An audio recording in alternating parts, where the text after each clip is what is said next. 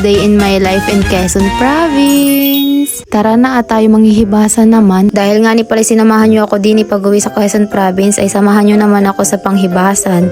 At ang ma-experience nyo naman ang manghibasan, ready na nga niyan cellphone ko dyan kahit malaglag ay hindi mapasukan ng tubig. Ito nga ni palang kasama natin ay takot mangitim ay balot na balot. Ito namang driver natin ay masyadong masiyahin ay napaka-smooth ang takbo niya at ibabin naman nga ni yan dyan. Paagaman din naman ang ating dating ay makataib pa. Habang nag-aantay ng hibas ay maglakad-lakad muna kita dito at tingnan natin yung magandang view. Habang hindi pa hibas ay manguha na rin muna kita ng suso dini. Bakit naman bagay yung maliliit na suso yung nakikita ay mas kailangan yung malalaking suso? Kaya kayo ay linawan ninyo ang inyong mga mata at wag nyo rin akunin itong maliliit na yan at yan nga ni ay malaki pa sa kanyo nakunin pag malaki na. Yan, dapat mga ganyan lamang o malalaki na yan. Diyan nga ni pala natin sa mga mangrove makikita yung mga suso na yaan. Madami yan dyan ng dikit-dikit. Tara na at hibas na, mapunta na tayo para manguha naman ng sikad-sikad. Tama na yung suso. May inakuha dyan si Papa, hindi ko lang alam kung ano ang tawag. Nakakatakot ba yan naman ang hitsura ni Ray? O parang uod na napakalaki. Hanapin ninyo kung asan dyan yung sikad-sikad at wari ko may nakita ako. O tamang-tama at nakita ko nga ni talaga. Sikad-sikad yan o hindi yan umang ha. Unahan ko na kayo, hindi yan umang. Nadidistract talaga ako sa tadong na ito. Ay gawa ng meron dyan silang light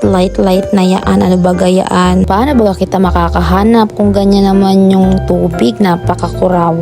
Buti may nakikita pa kita dyan kahit paunti-unti. Buti pa itong tadong na ito at nang labasan yung mga sikat-sikat na rin ay nasaan na baga. Ito namang mata ko ay nasakit na agad ay hindi pa malaan nakakahuli ng madaming sikat-sikat. Hindi man din sana kita matutuloy gawa ng umulan.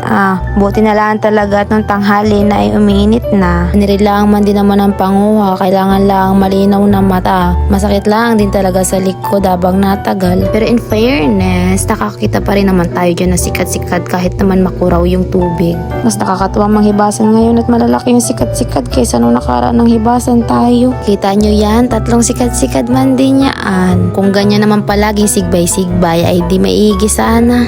Nainggit ba ako dyan sa mga bata dyan? Napakadami nilang huli. Yung akin ay kamaunti pa. May kakaiba akong nakuha dyan at tinanong ko muna si Papa kung pwede yung kunin. Ay pwede daw naman. Ganyan man din ang hitsura paghibas ay okay tayo mga bato. Bitukang dagat yung mahaba na yan. Na-curious lang akong hawakan dyan yung tadong. Soft touch lang at pag yan ay hard touch ay masakit yan. Itong umang naman na ito ay patakbo-takbo. Kala mo naman ay akunin. Hindi makita akunin ay. Mahirap mahanap yung hibasanan gawa ng kakulay ng bato, gawa ng lumot baga ang tawag dyan. Hibas na yan dyan kaya wala ng tubig yung ibang batuhan. Hindi ko alam bakit mas marami ako nakikita nung marami pang tubig ay nung wala na yan, nung unti na yan, nung dalang na baya talaga. Tara na at mauwi na tayo. Mabalik na lang tayo pag may hibas pa uli. Yan lang ba yung huli natin? Kapag isinama yung huli ni Papa ay ganyan kadami, buti na lang talaga at magaling si Papa maghanap. Bye na muna. Thanks for watching!